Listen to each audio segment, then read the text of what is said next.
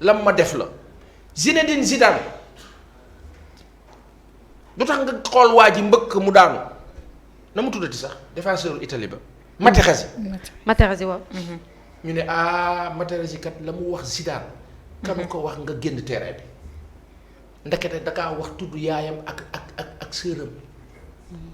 Zidane sagoog sagoom naam maîtrise sago baax na mbaa du dalee na xorom di dafa bon la aw Zidane tourné ne ko nga ne une waaw jël bopp bi tekk kese ñu rouge ko rang loolu dal Zinedine Zidane muy rang monsieur Sonko vraiment faites attention à ce que loolu bañ la dal parce que buñ la jaxaseeg sénégalais yi ba sénégalais yi la toppoon am xel ñaar commencé ragal ci lu ni mel dañu lay beddi te nguur gi si loolu lay dox mbirab politique la donc ñoom lépp loo xam ne daf lay wàcc ci la ñuy dox ñoom loolu xam nga ko donc kàddu yooyu aussi dafa laaj subtilité attitude yooyu dafa laaj subtilité parce que Sénégal benn la le discours régionaliste du discours ba baax on le dit en passant donc que vous ayez raison ou pas laissez tomber ce sens là nga dem ci beneen sens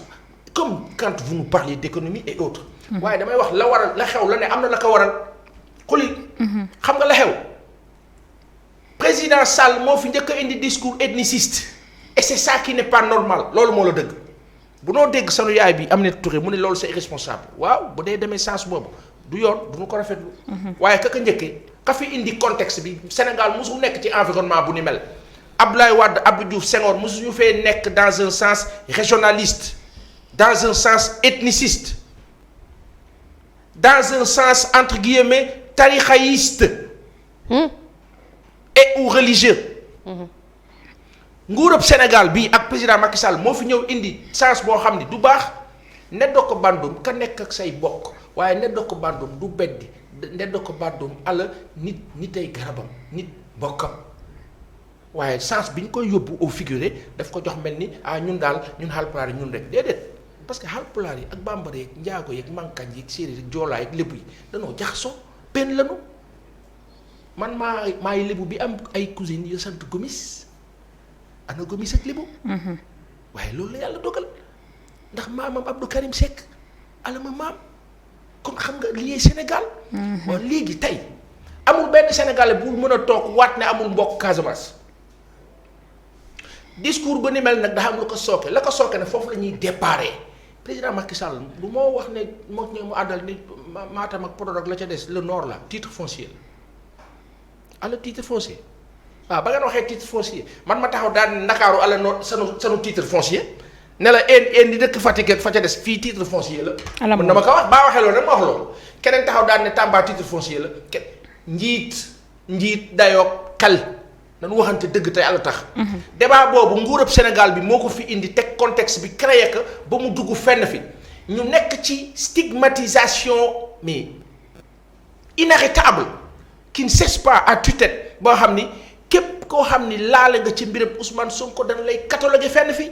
mu jur frustration ak révolte la Casamance mbirëb suuf moo ko taal en 82 mbirëb suuf boo xam ni administrateur yi ñu fa yóbboon si jamono dañoo ñëw la fekk yëfi jàmbur la gàddu ka ñooñu mer ak la sa des ngeen di bedd ba ñu ay nit boo leen beddee ba ñu dajaloowee dañoo am doole day jur révolte il faut arrêter gis naa forum du justiciable la tiré ci Ousmane Sonko Babacar maa ngi laa nuyu ba baax ma xarita bopp nu ngi laa ziar aw xamee ba baax nga di que yaru que yiw mais on n'est pas d'accord avec vous Babacar vous ne pouvez pas tirer comme ça sur le sieur Sonko sans l'avoir fait sur le sieur Amath Suzanne Camara ou sur Aliou Dembourou Sow ou sur tant d'autres personnes qui attisent le feu à n'en finir vous ne le faites pas et aujourd'hui vous le faites parce que le sieur Sonko a parlé dans un sens frustré du terme où dafa ñëw di jaale ay nit ay famille Ablaye Diatta ñu faat ya ñaaw ñu ne dañ leen a jam bale pistolet ñu ne non contre expertise famille yi soxla ka nguur gi bañ lu tax ngeen di bañ da ngeen di bañ ñu xam dëgg bi alors ces choses là si vous n'en parlez pas forum du justiciable ak ña ca des mais bu leen nu sonal ak yeneen parce que dafay mel ni jeng ak far day indi lu tëradi day indi réew ma jaxasoo te Sénégal dafa toll ci buntu xéewal bu leen nu ko xañ merci il faut arrêter. Très bien Mamy. sa xalaat. Alors man j'ai pas suivi réellement les propos de Ousmane Sonko. Je me base un peu ci argumentaire bi Paasan wax et j'aurais voulu d'ailleurs que mu wax textuellement qu'est-ce qu'il a dit pour que ma mën a peut-être apporter benn commentaire là-dessus. Je sais que il est allé dem na seeti ñi nga xamante ne moom mooy famille yu ñii ci ñàkk seen bakken foofu ca Casamance pour mën leen a jaale ci événement yi nga xamante ne moom moo amoon foofu ak ni ñu ne jot nañ leen tirer donc ay balak yeneen yu ni mel. Alors j'ai aussi entendu parler d'un discours ethniciste boo xamante ne loolu la ñu wax ne ñi njort ne comme si dani Macky buggul waa Casamance wala buggul parti boobu ci Sénégal. xam nga am na ñu ne dafa répliquer mais c'est pas une raison. xam nga Nabou. Oui. li ma bëgg nit ñi bàyyi ci xel mooy. Ousmane Sonko nit la bu am fu mu bokk am fu mu juddoo fu mu yaroo am gëm-gëm am fu mu bokk. réew mi nag lu muy rëy ak lu ñuy bokk ndey ak baay yépp Paasan kenn du lam-laamee ne lébu la ci fukki penc ak ñaari la bokk. déedéet. man kenn du lam-laamee ne lébu laa yow kenn du lam-laamee ne am nga foo bokk ngaa la Abdou Fall ku ci nekk ba ci internet bu ci mënti nekk foo mënti nekk ci bitim réew am na foo bokk réew mi dafa tudd Sénégal ci biir Sénégal mu am fi ay séeréer am fi joolaa am fi alpulaar am fi ku ci nekk ak askan wa nga bokk te askan wa nga bokk moo la gënal lépp. na bu tey bu ñu xëyoon laal sa xeet yow boo góorgóorluwu tuuti nga fàtte na bu koor journaliste bi nga doon noo def mu am lu metti sa xol noo def mu am lu la jam noo def nga am yëg-yëg parce que nit nga. que mu ñu prétendre à ce que mu war a am ay aspirations ëllëg pour nekk njiitum réew wala leneen lu ni mel bi ci jiitu mooy c'est un maire de ville bu tudd Ziguinchor mu am lu fa xew foofu ci Ziguinchor mu am ay doomu Ziguinchor yu ci ñàkk seen bakkan. kooku buy déplacé wu di dem di leen seeti au-delà de moom Ousmane Sonko ce qu'il est au-delà de loolu buñ ko weesoo bu demee ba toog ba jàkkaarloog yaayu pàpp ñii nga xamante ne ñoom ñoo ñàkk seenu bakkan mais Nabou kooku mënul ñàkk am lu ko naqari te li ko naqari weesu na ñi ci ñàkk seen bakkan kese li ko naqari dafa départ ci contexte bi ko indi ci lu ñu mënoon a moytu. xam nga Sénégal luy problème bi fii du ñu wax dëgg xamuñu ko dóor ku fayu la ñu xam réew moomu la ñu ne réew moo xamante ne nii yow dañ lay tooñ ba dëggate la. ñu ne la déedéet noppi bul wax yow nga riposté ñu ne lu tax nga riposté. te nag il faudrait que nit ñi di xam ak di bàyyi xel ne Nabou nit yàpp ak deret kese la lu waay dëgër xol. ndagam am ville la ñu la dénk ci ville ba ñu la dénk yow nga am layogoo ci layoog suñu borom ci lépp loo xamante ne maanaam xew-xew la muy lu neex ak lu naqari. munoo am benn discours bi à la limite surtout booy sentir ne yow dafa am benn acharnement boo xam ne dafa tegu ci sa kaw. je ne le défends pas je prends sa position moom en tant que personne en tant que nit parce que balaa ngaa juger ne nit ki oui. am na nu mu war a waxee am na nu mu comporté woo ak yeneen yu ni mel il faudrait nga xam ko nga xam ne nit la à la base. nit la d'abord c'est une personne. boo xamante ne bu am ay sentiments boo xamante ne ni am na ay ambition boo xamante ne gisul boppam ci ni réew mi di doxee boo xamante ne sentir na yenn xeetu frustration rawatina ci njaboot gi mu jiite. donc pourquoi ñu war a jël ni moom position bu mu am loolu moo ethniciste. pourquoi waruñoo jàpp ni li nga xamante ne moom moo fi xew di ay analyse ak ay contextes yoo xamante ne dañ koy jéem a rattacher quoi qu'on puisse dire de manière directe ou indirecte à la Casamance pourquoi ça c'est pas ethniciste pourquoi jàpp ñu ne loolu ethniciste la xoola ku ci nekk sa xeet buñ ci laalee luñ ci warta laal yow sa deret dina yëngu réew mi nag ñoo ko bokk am sa gis-gis ci benn doxalinum réew mu bañ a dëppoo ak gis-gisu ñëpp tekki tekkiwul ne sa gis-gis day indi féewale ci réew parce que jàpp naa ne c'est une personne responsable te bu du dara bu ñu jàpp ne ñi ñu jiite ñun maanaam ak ñu mënti doon maire bi ba ci président de la république ku mu mën a jiite fii bu ñu jàpp ne nit ñi ay moutons de Panurge lañu maanaam ñun dañu troupeau lañu rek fourrir rek ñu dem nit ñi seen xel la ñu yor di analyser di gis ak di xalaat ni diw di jàppee ne lii teguwul yoon nii la keneen di jàppee ne xëy na lii tegu na yoon te gis nga yoon nag boo koy exiger ci nit balaa ngaa jiite ca ngay day fekk nga sangu ba noppi nañu moytu yenn dérives yi c'est là où je disais que bu ñu demee bañ naan dafa am benn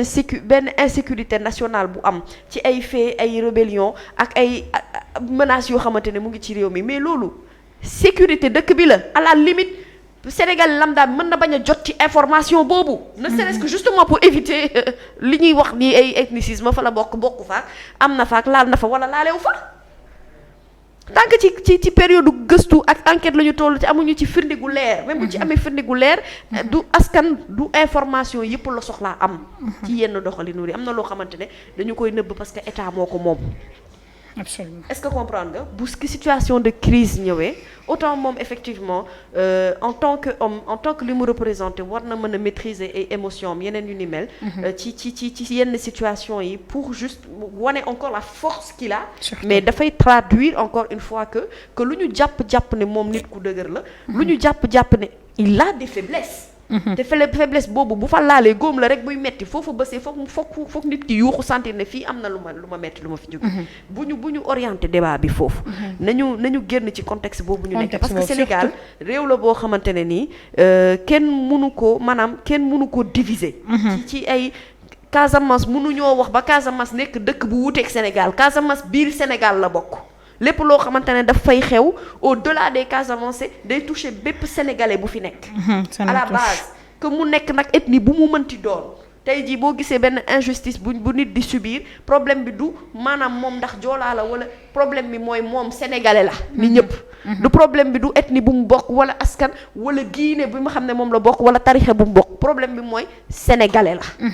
te waruñu yegg ci niveau boobu nañu ko contextualiser foofu rek te autant dañuy ŋàññ nii nañu ŋàññ ne pour que ñu mën a équilibrer yëf yi ku ci nekk nga xam fa ngay taxaw waaye doo dóor yat ki naan keneen ki très bien merci Mamy Passane très rapidement ñu génn ci contexte bi parce que Mamy fi mu waxee foofu laa koy rassurer elle est restée dans les faux wax que ne que kii di Ousmane Sonko sa pensée la mu wax dama ne ci wàllu communication na am plus de subtilité et de finesse pour éviter discours boobu mu kaa tenir muy jur ñu kaa jaxaseeg sénégalais. non yow loolu nga wax dëgg la de. waaw je ne parle même pas de toi je parle des personnes yi nga xamante ne maanaam dañuy tout le temps dañ koy dal maanaam naan. xam nga ñoom ñooy orienté débat bi foofu. waxuma la sax yow dama lay yokkal ne damay wax ñi seetaan ne sens boobu la ñuy waxee benn. bi si des moo di qu'est-ce que Sonko a dit textuellement dafa wax ne président Macky Sall dafa am une attitude haineuse bu moo diriger Sénégal benn bi si des lan mooy problème mu Macky Sall ak Casamance loolu la laajte bi si des stigmatisation bi am li indi wax ji dafa ne stigmatisation bi am ci Casamance yi du dëgg du yoon lu tax muy am fan la ko teg nag pour wax la ne la. effectivement tu es resté sur la bonne ligne mooy dafa ne fan la ñu teg bu ñu arrêté nit ci manifestation yi Dakar wala feneen naan ko noo sant. boo waxee na mu sant ñu ne ko rebelle nga. moom loolu la wax ne. mais loolu mooy jur et c'est dangereux. c'est très dangereux ni mu ko waxee noonu la amee c'est extrêmement dangereux. beneen bi pour conforter Mamy sur sa thèse moo di ne Abdallah Diatta boobu ñu demoon jaale ji ñoom kooku catholique lu woon. Muntu seen famille ils sont restés catholiques.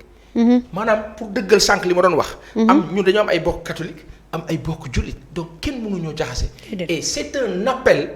Par rapport au chef de l'État, mu éviter le trop d'ambition politique qui le pousserait à vouloir trouver l'astuce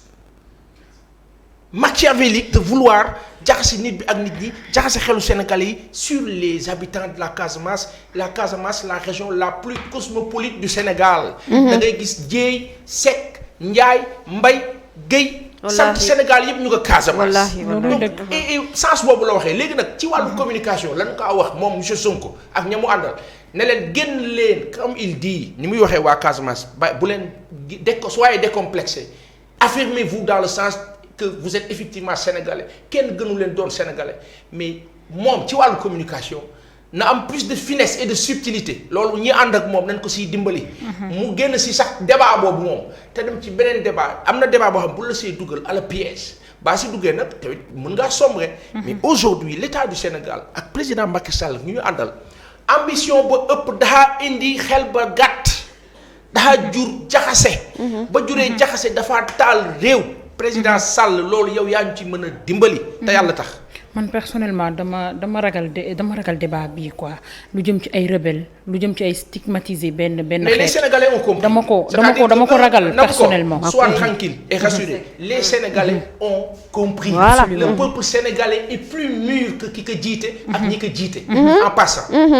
merci dama fay jaaree du ma fa yàgg fay jaaree génn dem ci beneen ponk très rapidement. balaa mami di jóg di ñu defal la revue des titres augmentation de salaire dans la fonction publique des agents de 12 ministères réclament leur part. waaw lu xew.